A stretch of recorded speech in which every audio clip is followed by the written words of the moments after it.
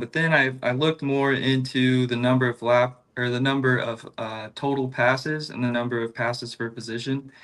And I started digging in those numbers. And at first, those numbers looked good, but you have to take into account that this the first race with the hybrid.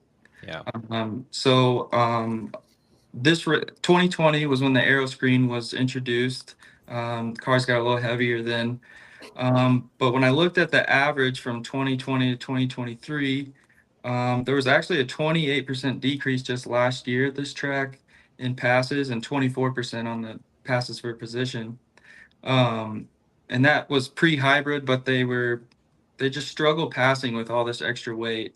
Mike kind of talked about that turn one.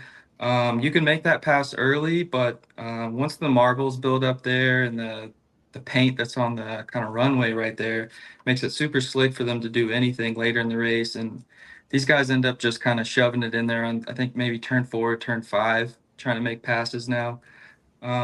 So looking more into it, I wanted to see how the hybrid, once it was introduced, did affect some of these numbers. And so Mid Ohio was that first race. That is a road course, not a street course, but that dropped 26% total passes and 35% in passes per position from the year prior with Toronto, same thing. It didn't drop quite as much, but it dropped 7% and 5% with that was the only street course with the hybrid.